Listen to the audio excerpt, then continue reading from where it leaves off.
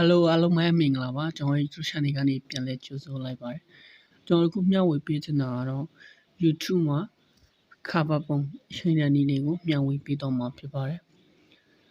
ကျွန်တော်ပထမဆုံးအနေနဲ့ YouTube software ကနေပြီးတော့ cover ပုံကိုလွယ်လွယ်ကူကူရှိတဲ့ဟာကိုကျွန်တော်ပြပေးမှာဖြစ်ပါတယ်ဒုတိယအချက်ကတော့ကွန်ပျူတာမှာYouTube cover ပုံကိုဘယ်လိုရှိမလဲဆိုတာလေးကိုနောက်ဆုံးအနေနဲ့ကျွန်တော်ပြပေးသွားမှာဖြစ်ပါတယ်ပထမဆုံး YouTube ကနေရှိတာကိုပြပေးပါမယ် YouTube တွေကိုဝင်လိုက်ပါ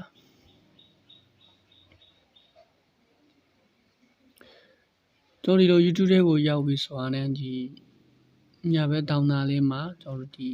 channel icon လေးတွေ့ပါမယ် channel icon လေးကိုတစ်ချက်သာနှိပ်ပစ်လိုက်ပါဒီတိုင်းလေးမြင်တွေ့ရပြီဆိုရင်တော့ your channel ကျွန်တော်တို့ဒီလူပုံလေးနဲ့ပေါ့နော် your channel ဆိုတာကိုတစ်ချက်ကလေးလုပ်လိုက်ပါ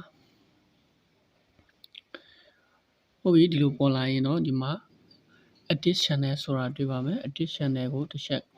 နှိပ်ပစ်လိုက်ပါဟုတ်ပြီကျွန်တော်တို့ဒီ cover ပုံရှိမဲ့နေရာကိုရောက်တော့ပါပြီဒီ cover ပုံကလည်းကျွန်တော်ဒီ YouTuber တွေအတွက်အရင်အရေးကြီးတဲ့ဒီနေရာတစ်ခုမှပါတာပေါ့နော် cover ပုံကိုကျွန်တော်ရှိမဲ့ဆိုရင်ဒီ camera icon လေးကိုတွေ့မယ်အဲ camera icon လေးကိုတစ်ချက်နှိပ်ပြလိုက်ပါအပေါ်မှာကတော့ take a photo အောက်မှာကတော့ swipe from your photo take a photo ကကြတော့ကျွန်တော်တို့ cover ပုံကိုတခါတည်း selfie ရိုက်ပြီးတော့ selfie သုံးဖို့ပေါ့နော်တက်ပုံရိုက်ပြီးတော့တခါတည်းရှိန်လို့ရတယ်ဒါမှမဟုတ်ကျွန်တော်တို့ဒီဖုန်းထဲမှာဒီ memory ထဲမှာရှိနေတဲ့ပုံကိုရှိန်ကျင်တယ်ဆိုရင်တော့ swipe from your photo ကိုဒါနှိပ်လိုက်ပါဟုတ်ပြီကျွန်တော်ဒီတိုင်းလေးမြင်ရပြီဆိုတာနဲ့ကျွန်တော်ဒီထဲမှာကျွန်တော်တို့ရှိန်လို့တဲ့ cover ပုံကိုရှာလို့ရပြီကျွန်တော်ရှိန်လို့တဲ့ cover ပုံကိုတွေ့ပြီဆိုတာနဲ့ကျွန်တော်တစ်ချက်သာနှိပ်ပြလိုက်ပါဟုတ်ပြီကျွန်တော်တို့ဒီလိုမျိုး site ပေါ်လာပြီဆိုရင်ဒီထဲမှာကျွန်တော်တို့ဒီ cover မှာပေါ်ခြင်းတဲ့အဓိကနေရာလေးတွေကိုကျွန်တော်တို့လက်ကလေးနဲ့ကျွန်တော်တို့ရွှေ့ပေးလိုက်မယ်ဒီနေရာလေးတွေမြင်ကျင်တယ်ကိုကလက်ကလေးနဲ့ရှောင်းနဲ့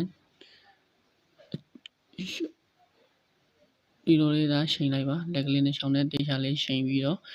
okay အဆင်ပြေပြီဆိုတာနဲ့ဒီမှာ sit ဆိုတာတွေ့မယ်ပေါ်မှာညာဘက်တောင်းတာမှာ sit ကိုသာနှိပ်ပေးလိုက်ပါခဏစောင့်ပေးပါ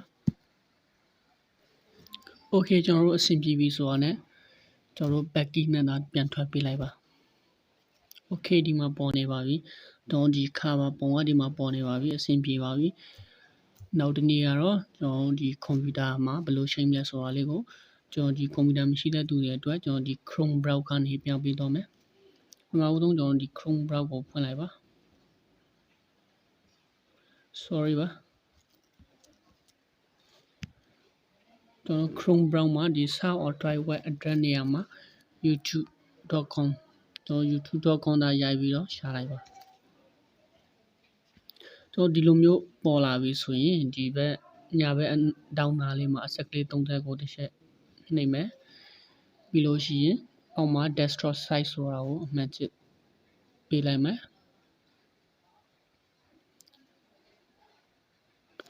ဟုတ်ပြီမိတ်ဆွေတွေရဲ့ဖုန်းမှာဒီတိုင်းလေးမြင်တွေ့ရပြီဆိုတာနဲ့ဒီညာဘက်မှာ channel icon လေးကိုတစ်ချက်နှိပ်ပေးလိုက်မယ်ညာဘက်တောင်းသားလေးမှာ channel icon လေး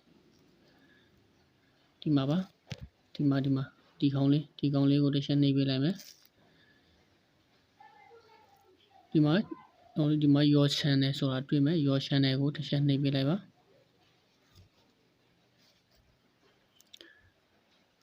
ပြန်ရှုံလိုက်ပါပြီးလို့ရှိရင်တော့ကျွန်တော်တို့ဒီမှာ customize channel ဆိုတာကိုတစ်ချက်နှိပ်ပေးလိုက်ပါခဏစောင့်ပေးပါ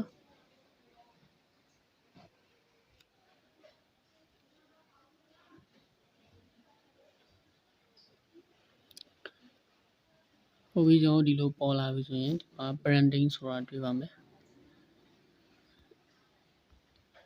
ဒီမှာ branding ဆိုတာကိုတစ်ချက်နှိပ်ပါ okay ဒီမှာပေါ်လာပြီကျွန်တော်တို့ဒီမှာ picture ဒီမှာပေါ်လာပြီဒီမှာကျွန်တော်တို့ချိန်မယ်ပေါ့နော် picture ချိန်မယ် change ကိုနှိပ်ပေးလိုက်မယ်ဒီထဲမှာကျွန်တော်တို့ change လို့တဲ့ picture ကျွန်တော်တို့ change လို့တဲ့ picture ကိုတစ်ချက်နှိပ်မယ်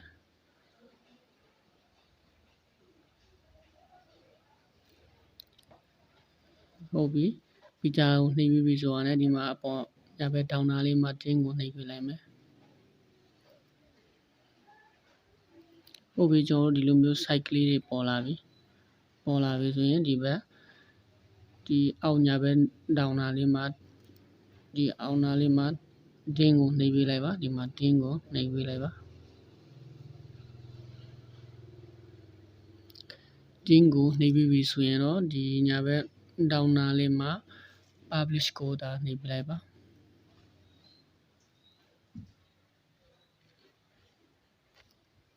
โอเคကျွန်တော်တို့ဒီမှာ shade ဒီမှာ go to channel ဒါကျွန်တော်တို့ပုံချိန်ပြီးတော့ပြီဆိုတော့ねကျွန်တော်တို့ရဲ့ဒီဘက်နားလေးက channel icon လေးကိုနှိပ်ပြီးတော့ your channel ကိုတစ်ချက်နှိပ်ပေးလိုက်မယ်โอเคကျွန်တော်တို့ဒီမှာပုံချိန်ပြီးတော့ပါပြီအခုဆိုရင်တော့ကျွန်တော်ဒီဖုန်းမှာရဲ့ကွန်ပျူတာမှာရဲ့ဘယ်လိုချိန်လဲဆိုတော့ကျွန်တော်ပြပေးတော့တာဖြစ်ပါတယ်အားလုံးပဲအဆင်ပြေကြပါစေ